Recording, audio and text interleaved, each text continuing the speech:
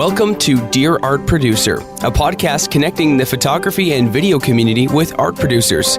Drawing on her agency experience some years ago, photography agent Heather Elder penned an open letter to art producers discussing the finer points of working with one another. This podcast takes that idea and will introduce you to different art producers, share the stories of their diverse career paths, explore what it means to stay relevant, and examine industry topics such as marketing, estimating, directing, websites, and more.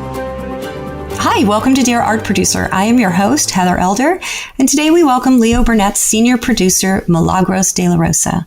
Milagros started her career at JWT in Chicago, where she worked for 10 years, and then moved to Leo Burnett and has been there for another 20 years. Her experience in our changing industry is invaluable, and we're excited to have her here with us today to talk about that. Welcome, Milagros. How are you today? I'm well. How are you?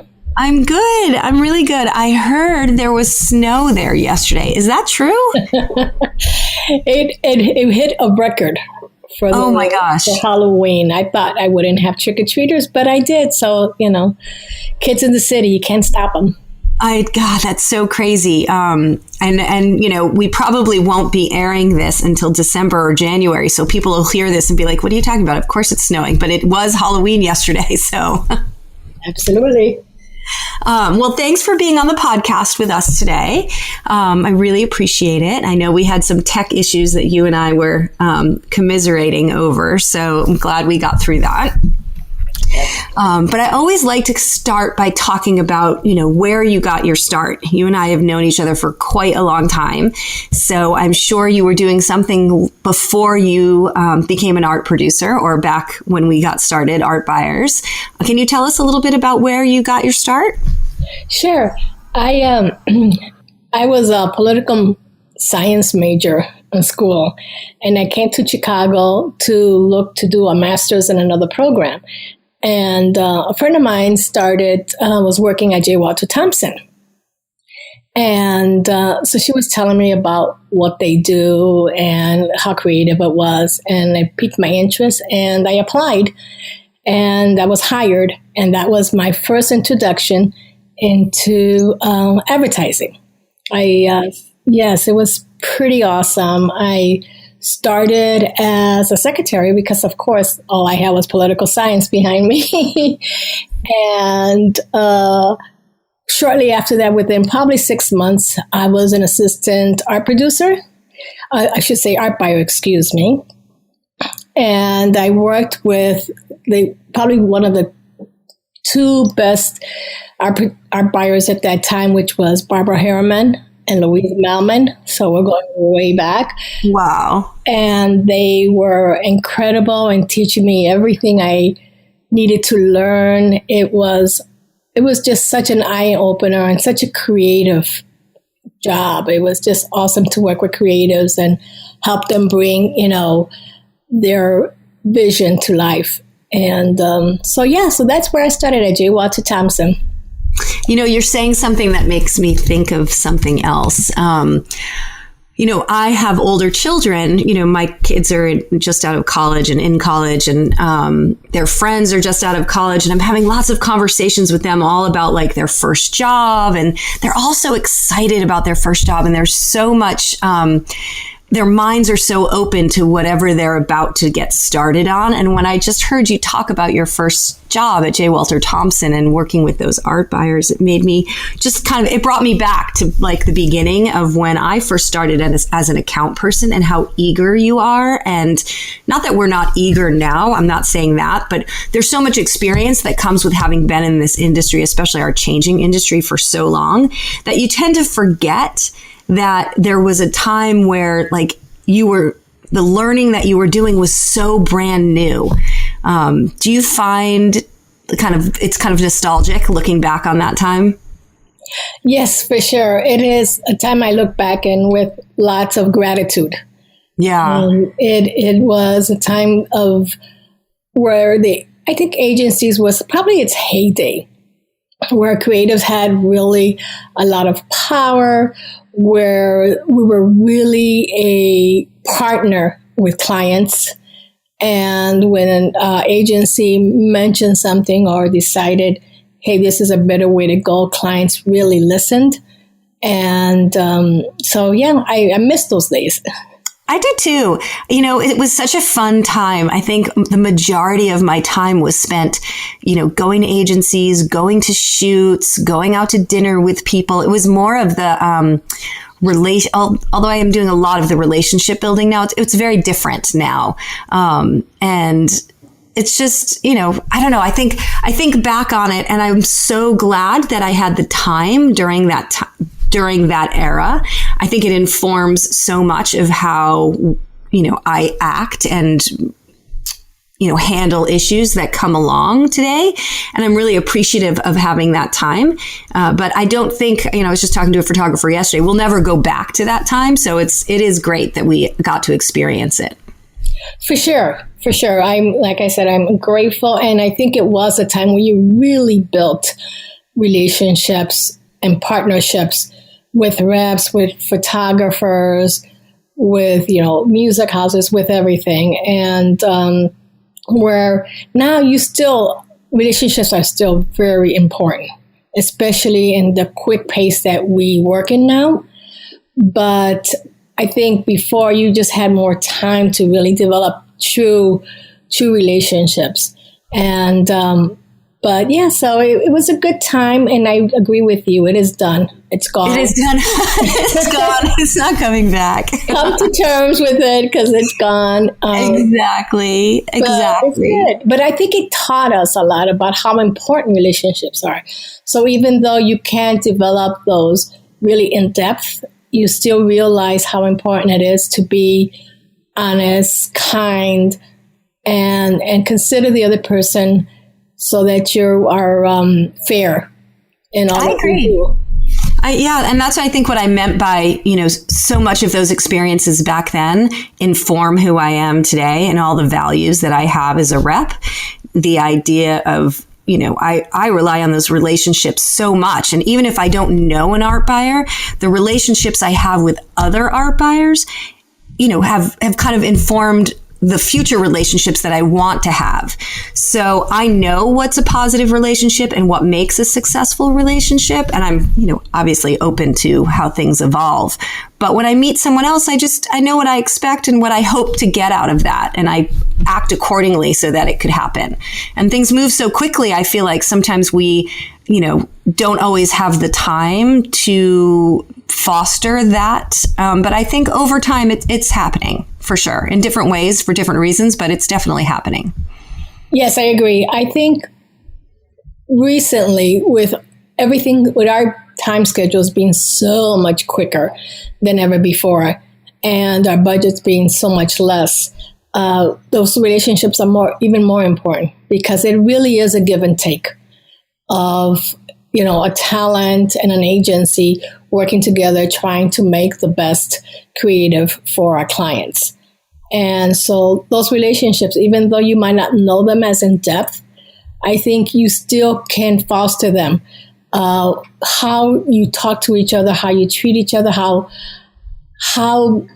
you explain things, and how you try to understand the other person's point of view to make it all really cohesive and best for the project.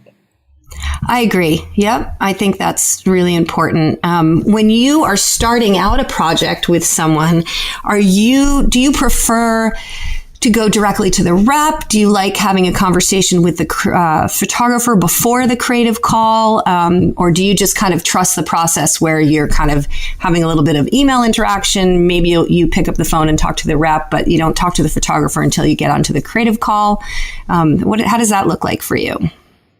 Well, usually I will reach out to the rep. Now, with certain photographers that I know that I've worked with a lot and I know them, I like to kind of like first pick their brain about a project and then say, okay, we're going to probably go this approach. And then I'll reach out to the rep to let her know or him know what we're thinking and what we need and for her assistance in the whole process. So let's back up a little bit. I just kind of had that question in my head and I wanted to ask it, but I want to talk to you a little bit about the beginning of that process. So even before you make that phone call, either to the photographer or the rep, the idea of how someone could get your attention. Being a photographer or a director is incredibly competitive, obviously, now. What sort of marketing stands out to you? Well, honestly, I still prefer to because we don't have the space that we used to. Agencies all have come from an office. Now you worked in a cubicle. Now you work in an open, small space. So you don't have the space to put away like these great promo pieces you used to receive. It's very hard. So everything basically is mainly electronic. So still through email, and seeing what you're up to and seeing the latest thing that people are working on is great. And then basically I think that's the main course of it. And then, of course, when we have here at Leo, when we have the reps come in and show us their work, it's not as personal because usually we have to do it so that we can get as many people, as many eyes on it. So we have someone that kind of like sets those things up and we go to them, and that's very helpful as well. But mainly it's really email now. And what's your system for email? Do you have bookmarks? Do you put them in folders? How do you organize that? Like, what is your modern day file cabinet where you used to put those printed promos? Exactly. Okay. Good question. I actually look through them, and I do two things. I bookmark the ones that are my favorites according to what they are. If they're a lifestyle photographer, if they're a tabletop, if they're a location, and I put my favorites there, and then I also keep the other ones in files according to location sometimes, because there are times that with these shrinking budgets and stuff, sometimes we have to use someone local. So I keep them in by city where they're at as well. But mainly it's that who I like, what I see, I put away according to what their main type of photography they do. Now, when you're considering a photographer or your creatives are considering a photographer for a project, do you come up with a list of maybe 10 and share it with them? Do they say to you, I want to use this person, find people that are similar? Like, what does that process look like for you? Well, it can differ from project to project, but mainly they'll say, we're looking for this type of photographer, and I'll come up with a list. I probably come up with a list of 6 to 7 people that I think really hit the mark of what we've discussed as far as style and approach. And then sometimes they also come and say, hey, I like this photographer. What do you think? How about some other people? And sometimes I try to match those, and sometimes I like to push so that they can see, other talent that's out there that maybe they haven't considered. And what about the websites? Obviously, that's a crucial part of this process. You're not handing over portfolios. You're not handing over promos to them. You're literally probably, I'm guessing, but you can correct me if I'm wrong, sending over an email with a bunch of links. Do you qualify those links at all with any information? Do you just send over the links, let them click through the websites? And then, the second part of that question is, what does the website experience look like for you and your creatives? And what kind of feedback do you have for people? Oh God, that's a great point. Websites are so important, and the ease of managing and going through them is super important. Of course, we are all on a crazy time schedule. Everybody has more than enough things to do in a day. So if it gets really difficult to, navigate through a site, I will lose my patience quickly. And so the website is very important. And the one thing that I love to see is, I know in this world with so many photographers that, you want to really set of what you want to do or what you love doing. And so I love to see also on a site something besides, okay, I do lifestyle, here's all my lifestyle, but here's some other things I do. Some things that I do privately, because it also gives you a sense of who they are. And so it's just not a smart marketing tool, but it's also a view into his aesthetic, his or hers, view on how they see things, their eye. And so I love when I get into a site, it's easy to navigate. And then I see some surprises, like here's kind of the private things I do. And so because nowadays it's not just we're usually not even doing just one thing. We're in a lifestyle photography shoot, and then all of a sudden we have to do some product, or we want to push it and we want to do a little motion, which is, I'm sure we'll get to, but it's a lot.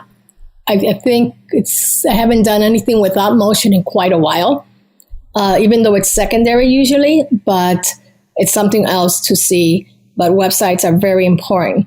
And as far as the second part to the question is, how do I send these links to my creatives? I do actually put in notes. I think this person is great. I've worked with them. They are really collaborative. I know that I can count on them. They'll bring back more than we think, and so on and so forth. Yeah, that's really great to hear, because, we've had lots of conversations in our group about, this idea that I feel like photographers' images no longer can speak for themselves. And what I mean by that is, it used to be you would see an image in a portfolio or an award show or a source book, or you'd get a promo and you'd be like, oh my God, that's awesome. I want to shoot with that photographer. And that would be all you need. There wasn't nearly as much as competition as there is nowadays. Now I feel like the photographers really need to tell their own story, not just the story of the image, right? I'm not just talking about a library of images. I'm talking about this idea that they have to have their own brand and be able to set themselves apart so that they can align themselves with whatever brand they're up for, they're being considered for. So to hear you say that you kind of add extra things to that is really helpful. And I appreciate that, because we're working hard to provide that extra content and those extra little tidbits for you to share with share with your creatives, so you can kind of get to know a little bit more about, what are all those values, what are all the things that photographer values, so that maybe it will help differentiate them from, all the other incredibly amazing, awesome photographers they're being considered with. Absolutely. And to that point, that's where, when it's someone I don't know that I can speak to, but it's a talent that I see and I'm like, oh my God, this woman is awesome. I want to work with this person. The rep is very important, because then I can talk to the rep and say, hey, this is the project. I'm looking at your talent, and tell me a little bit more, because these are the things I need. Tell me a little bit more about them, so that I can get a real feel. Because, depending on the creative you're working with, some of them want a lot of input from the photographer, and they want it to be really a collaborative. Other ones are a little bit more, they know what they want and they want to direct, but they also always will give the photographer, obviously, that's why you hire them, to interpret it in their vision and with their eye. But knowing this and knowing that everyone has to work together and knowing personalities is also important, because it's not only the talent, but it's when you're on set, how you work together. And one of the things also that comes up a lot now, obviously, is that even if a shoot is mainly about print, that's what we're trying to accomplish, is the main goal, we're always 99% shooting video as well. So do they shoot the video as well, or do they have someone that they prefer to work with that can help us with that part as well? Because one thing you learn through experience is it's not only the talent, but when you're working with two talent, is how they work together so that it's smooth, it's great, and the vision, there's a synergy between them where the vision stays alive and it doesn't look different. And you're talking about the vision between the photographer and the creative, or the motion and the still? Well, or all of that? All of it, but mainly when I'm looking at two people to shoot something, I want to make sure if the photographer is the lead, that the person that's doing the video understands his. Oh, I understand what you're saying. And that they work together. Now, obviously, yes, and the first thing, the most important thing is obviously the synergy between my creative and the photographer to make sure that they are on the same page, that he gets what he needs, and that, so that's where a lot of times in the conversations and the creative conversations, that's where we make a lot of choices. We make a lot of choices after a creative conversation because that's where you really get to know the photographer and you can see that they are, yes, oh, I didn't even think of that. That's a great perspective. This is the guy we want to go with. And so those conversations are very important prior, even, to getting the final estimate so that we know not only are the numbers working, but it will be fruitful at the end for our client. Yeah, I think motion is such a big part of every job that we do, even on jobs where they're not asking, which is rare when they're not asking for it, we're offering it. And sometimes we're putting the idea in their head and it could be as small as a cinematograph, but we're still offering to do some sort of motion. And I'm finding that, all of our photographers do shoot motion, but there was a time where some of them weren't. And I was hearing that if they didn't even have motion on their site, they were being passed over. They weren't even being considered for that. Do you find that if you go to somebody's website and they don't have motion on it, and there's a motion component to the job, are you willing to have two totally separate people? Or are you picking up the phone and saying, hey, do you have a solution? It's just not here on your website. Like, how does that look on your end? Okay, so if I don't see that they have any motion on their site, then I ask, how comfortable do you feel doing the motion, or do you have someone? It just depends because sometimes it's so tight that it has to be two separate people, So it just depends on the project. But if it is the same person, I would just ask how comfortable they are and if they have anything to show us. But I wouldn't discard it because I don't see it. Okay, well, that's good to know. So do you find that your clients there's still a little bit of a learning curve with them when it comes to combining a motion and still shoot, regardless of who's doing the motion and who's doing the still on set? Do you find that they're still learning, or are they pretty savvy about what can be accomplished in a day or in a shoot in terms of a scenario, that sort of stuff? Are you still educating them? Oh, yeah. Well, that's always a challenge. And the challenge is because the client feels, as you say, a lot of clients still think that because you're doing things digitally, that it just happens immediately. And a lot of things, I worked on a huge project where we were doing some broadcast pieces, and we were also doing video and print. And the time frame that we got to shoot the video and the print, and I had 3 other agencies with me, was really small. And trying to get the client to understand we need more time in between, or what can we really accomplish. So I try to make sure that before we get to a set, that we have these conversations, that we're honest about what we can. And at the end, if we can deliver more, awesome. But it's still, I think is a very challenging part of when you're doing shoots that combined broadcast and print and video. So, that end, that's still a big challenge. So you said something that made me think of, and we're going a little bit off script here, but this, what Leo Burnett does with firm bids. Are you okay if we talk a little bit about that? I feel like it's such an amazing part of an amazing experience to be part of a firm bid situation at Leo, because you guys you do so much of the thinking ahead of time with your clients and the expectation setting, and in order to determine the scope of a job, that once a job is approved and once everyone is on set, there's no question about what is going to be created that day. Do you find, and do your clients find that experience helpful and positive? So when we get on set, there is an expectation of, before we're starting, we're going over what the day is going to be like on set, and we talk about all we're trying to accomplish. And what happens, you always, in advertising, you always have to be flexible because things come up, ideas come up, and they're like, well, wait a minute, how about if we do this? So it's always just a producer's job to make sure, okay, well, if we do this, it'll take this much time and we might not be able to do that. And it's just a matter of conversation and letting them know. As far as a firm bid, and which I love, because it really just lets the photographer or the director or whomever know that, hey, this is the money you have to accomplish what we need. Now, if things really change on set, of course, we can talk about it and there can be overages.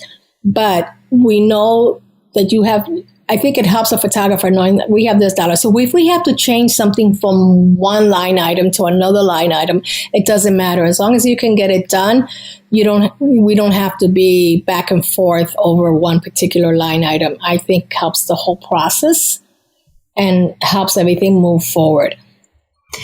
I completely agree. I can't tell you how many times I get emails that say, hey, can you do this estimate, 2 days, 5 talent, but it's just all like quickly kind of put together in an email, which is fine. We can absolutely manage that. But then when, you work with certain agencies that either have firm bids or really strong protocols in place for like delivering specs, it's a different experience, because the expectations are set right from the beginning, and there's still room for creative exploration for sure. It's just, there's no room, there's no gray area there. And I can tell you all the jobs I've ever worked on with you guys have been really clear, and, everyone's appreciated that, especially the final bill where we're just kind of, we're not doing all that backup, and, there's time and money saved on that. Yes. And it's time on our end as well. When you do a bid, like cost plus bid, it gets really crazy, and it takes a lot of time from your end and our end to, consolidate everything and work through everything. But with firm bids, you've already come to terms about what the expectations are, what needs to be done, and what is the fair cost to get that done. So let's talk about estimating a little bit and actually, the process to get a job approved.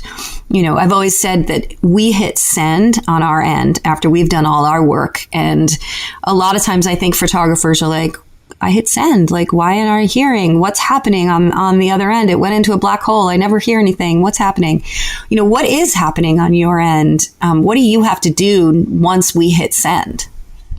Well, once you hit send, then we obviously look through everything, make sure. And after we finished our back and forth to make sure that we are comfortable where the bid is according to what our needs are, or I should say the project's needs are, then we have to go back and we have to review certain things. We have to go over with the client as far as what are the differences in the bids, why, what are the different approaches. And so sometimes it takes a few days to get that through. Plus our process, firm bids are awesome, but we also we have a internal kind of cost consultant view. We also have processes that sometimes just take a little longer to make sure everything is clear, that there's no questions on the client side. And then we have to present to the client the 3 top people that we like and talk to them about what the different approaches, what the cost and why they differ and why we agree with them. And so that sometimes that just takes a little bit of time. And I know it's frustrating when you're on the other end waiting to hear if you are getting the project or not. Does that help? Yeah, no, that does definitely help. So do you guys go in with a clear first choice, or it just varies on the project? Usually we have a record. But I would say lately, we probably have two people that any of the three people we present, we would be fine working with. We never present anyone that the client might say, I like this person better. We're like, oh my God, I can't believe you picked them. That's not good. That's not good. No, you can't do that. So we only present people that we would be happy working with. So let's put that down. Now, the second part is a lot of times the record usually comes from our creative conversation with the photographer. Okay, this person seems to get really what we're looking for. We like that person's approach better. We just think it's a better fit. And so then that becomes the record. But always, it's anybody that's being presented is anybody we'd be happy working with. That's great. Okay, so is there a perception about the estimating process from your end that you would like our listeners to kind of have a clearer understanding of? Is there anything that you think people on this end get wrong? I think most of the time, on the scale of the type of talent we are looking for, usually it's pretty good. I gotta say, it's usually not a problem. I think what I would say is just make sure that you're clear, that you're detailed, that you make notes if something seems off. If there's a particular cost that is higher than usual, just call it out and say why. It's just so that when we look at the estimate, there's not many questions about what the approach is. And that's where a treatment would come in. Yes. Talk to us a little bit about how much you use those, how much you like them, how much you value them, what makes a good treatment. Right. So I think we don't, I'm trying to think percentage-wise how many treatments I get. I think when we're doing motion, it's more important when we do photography, depending on the project. I would say we probably do like a 60% where we ask for treatments. And the treatment is important. I think the best, after we get the treatment and we have the conversation and we button up the treatment for the client, if there's any differentiating thoughts, so that it is as clear and it is good for the client to see, hey, listen, this is why we like this person. We've had our conversation. Look at their treatment. And so it is very helpful. And you share the whole treatment with the with the client, or do you just share portions of it? It depends. Mainly we share it. If after we've had a conversation and if we've done any kind of like just cleaning up, or we've come to terms about, this is the initial treatment. Hey, we like that. And after our conversation, we think maybe we should add or we should eliminate some of it. And then we would show the client. Just, if we kind of keep it in our back pocket, say, hey, this is the person we like. This is the treatment. And we take it from there. Yeah, I've worked with you guys on treatments before, and I really appreciate the back and forth on a treatment with you. A lot of times we'll create a treatment, and things happen quickly, right? So you're sending it along and you might not ever get any feedback on the treatment or even hear that it was read. So with you guys, my experience anyway, has been that we're sending along treatments and there's some back and forth. And I think what I appreciate most is that the timeline that you all put in place for actually not just producing a job, but producing the estimate and the treatment and the all of the background work that is needed before you even present to your client. There is enough time there that allows for some back and forth. So I feel like you can kind of be your best self when you allow for that time. And you guys, your agency is willing to put in that time to give some feedback. And it's appreciated. It's made for stronger treatments. Absolutely. Because it's something that goes, right? It's something that's happening simultaneously, right? As we're getting the numbers and stuff, and then we're going back and forth with numbers, we're also going back and forth with the treatment, so that we make sure that once we get the estimate and once we're presenting the 3 estimates to the client, that we are buttoned up and we know, each person's strength and how their vision is for it. Because just because there's 2 different approaches doesn't mean that both of them are not just great. It's just there has to be a decision of which way we want to go. Right. How are you going to break the tie? Exactly.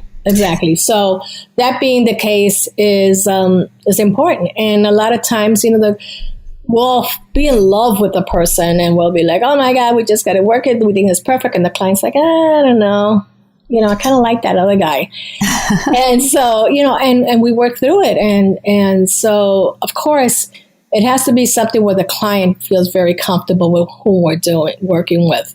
And again, anybody we are presenting, we'd be more than happy to work with. So I would never present anyone that we're like, you hear these people saying, oh, it's a third bid. Well, no, in my case, I don't do that. We have to make sure that we are working with people that no matter who we wind up working with, even if it's not the record, we'd be more than happy to. Yeah. And I think sometimes, I don't know that I want to know if I were a third bid, right? If I came to the table last, I don't know if I'd want to know that because, it does inform a part of the process, but at the same time, it could get into your head. I want to put my best foot forward so that even if it doesn't work out this time, you've had the best experience with me for next time. Absolutely. The decision to who's our reco and the other two is really not made until really at the end of the estimating and the conversations, and just, it doesn't happen to the very end. So when you're putting those estimates and when you're putting those treatments together, it's really important because we wouldn't be calling you. We wouldn't think you can do this and that we would like to work with you on this. Yeah, I know. I think the only situation would be, and I have definitely been in these situations where someone has called me literally and said, Heather, I just need numbers. Don't get anybody involved. I need to show that I talked to someone else. I need a little ballpark here. Help me out. That happy to do. Happy to do. But when it's legitimately, you've got 3 people that you're considering, you might have a reco or a favorite from the beginning, somebody that you were excited to hear about. But I think this is, number 2 tries harder, right? Like this is a chance to really make a mark for yourself. Absolutely. I've been surprised many, many, many times by, someone that was not the first choice. And we went and worked with them and thought, oh, God, I'm so glad this worked out. So, and as far as, yes, there are times. Now, what about when they don't get, when you have to tell those other 2 people that they don't get the job? Is there a Leo Burnett way of doing that? Or is it an individual style? How do you let people know? It's an individual style. And it's the worst part of my job because there's, when we're having 3 people, again, it's 3 people we think are qualified, are talented. And so having to say no to someone, especially when you're trying, there's a great talent out there and you're trying to bring them in, you want them to get the opportunity, but they haven't worked with this client before. And, it's going to be a little bit harder. And that one always kind of breaks my heart, but I always call. I call the rep and I let them know and I explain why. So that, everybody's clear and respected. People have put their time, their energy, and their creative into this. And I think, we can't be callous and just not call the person and not tell them why. I think that's just not good business practice or, very kind. Well, I appreciate that because there are so many times we'll get an email that just says, I'm so sorry, we went another direction. Thank you so much. It's very appreciative, well worded, articulate, really nice, but it seems a little easy, right? Or not canned, but just it was like the standard reply. It's the ones the people who pick up the phone are the ones, and I always say this, but who give me one more sentence. Like the client had a relationship with this photographer before. It was really close. We loved how you presented this, kind of repeating something back to us that we did that was positive or negative. Just giving a little bit more detail or even saying you bid these photographers and this was the one who got it. That helps inform so much sometimes. And, I think way back when you and I were talking about at the beginning of this podcast, like way back when, these guys and women had so many more at bats.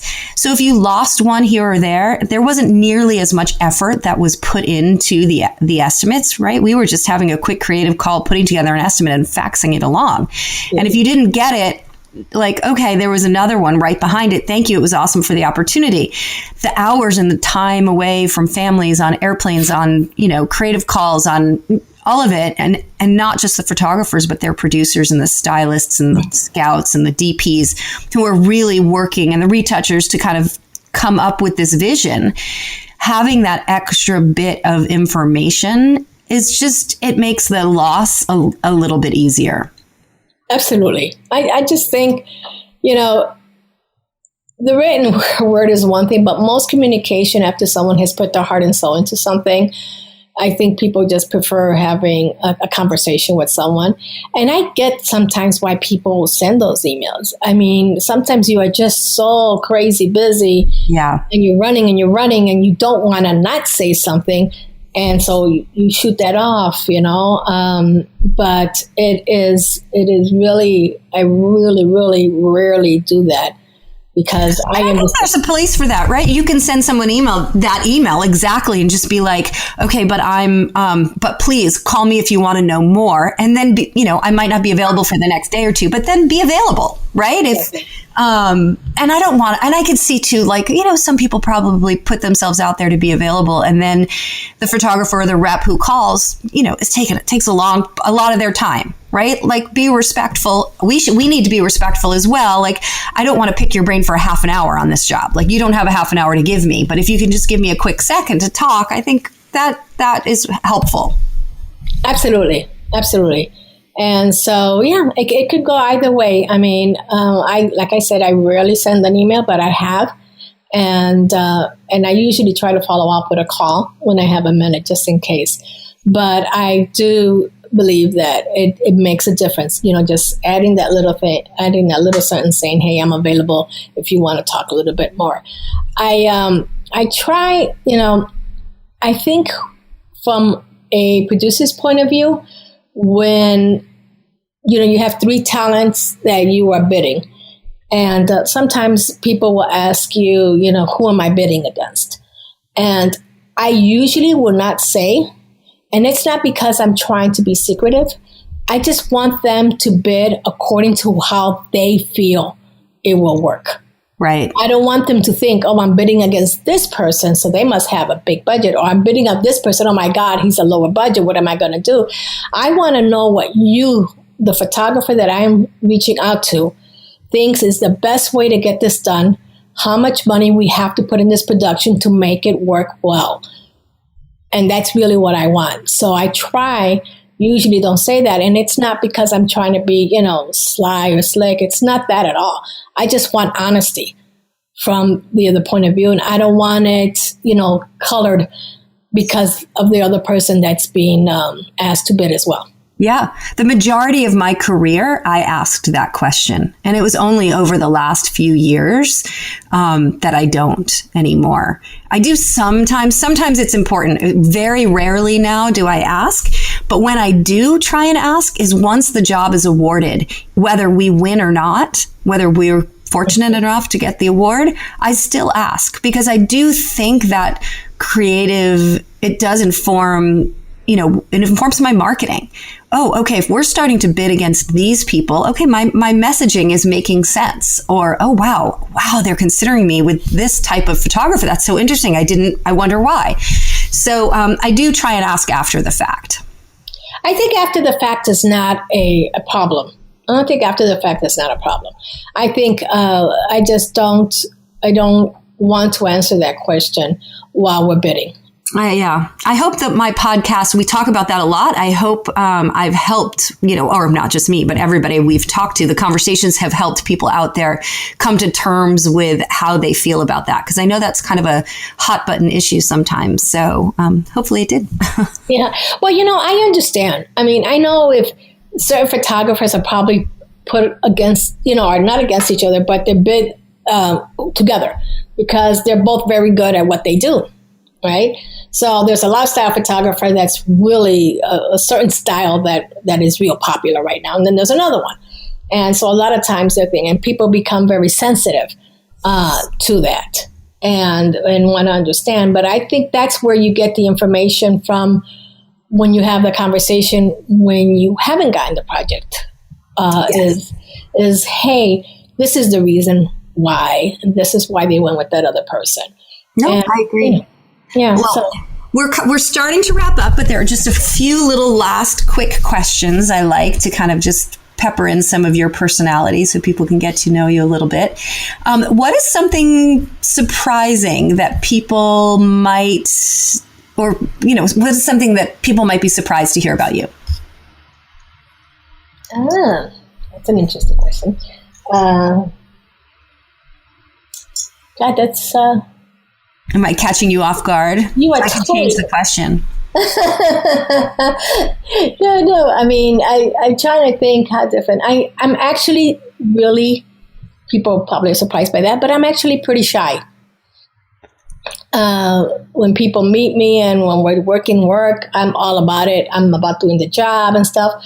But otherwise, when I go out, I'm more of an observer and I'm more quiet than people would think. That's interesting.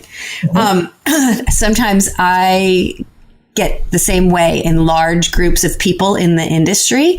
I get nervous because people will walk up to me knowing who I am, not because I'm famous or something. They just, I happen to be there at the moment and they're like, oh, and that's Heather Elder. And they'll go say hi. And I have this moment that is like, oh my God, should I know them? And then I get nervous that I don't know them and I'm not placing their face. So I have this little anxiety as well. Like it's not a shyness. It's just, I can't explain what it is, but I can relate to that because in my job, I'm out there, I'm talking, I'm with people, I'm, doing the podcasts and, so I think sometimes if people knew that I have that like moment of social anxiety, they'd be surprised. Like, just like with you, if you're out there doing your job, just being surprised to hear that you're shy is different. Yeah, it is. I mean, like, again, if I'm working, I'm all about it. I'm focused. I know what I need to do and I love what I do. I feel very fortunate to do what I do. And the people that you meet and the creativity of so many people and not just, the photographers, but their whole team and the reps. It's amazing. I mean, it's a great thing to do. But if I go into a party and I'm like, I'm an observer more than I'm out there talking and, Well, what's the one word that describes your style as an art buyer?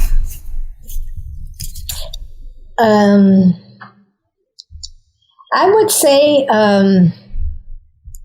kindness. I try to put kindness in everything I do. I am focused. I think that's another good word. I focus on what needs to get done, but always think that we just get the best out of everyone when everyone feels included. Oh, that's great. And then my favorite question, if you weren't an art producer, what would you do? I'd be a location photographer. Oh, really? Oh my gosh. That's great. Do you have work you can share? I actually do a lot of photography. I went on this kick of shooting only on my iPhone. Uh-huh. And I've gotten some really beautiful images. And what I do is, like, when I'm on location, they'll be shooting, whole thing. And while they're shooting something and I have a minute, I'll turn around and I'll notice something else and I'll take shots. And I come back, my creatives are like, where did you see that? I'm like, oh, we were shooting over here, but we're focused on getting what we need to get. And I love seeing all those opportunities. Oh, that's great. To grab, yeah. Oh, that's awesome. Well, hopefully someday I can see something. Yeah, I have a few things on my Instagram you can take a look at. Oh, great. Okay, I'll check that out.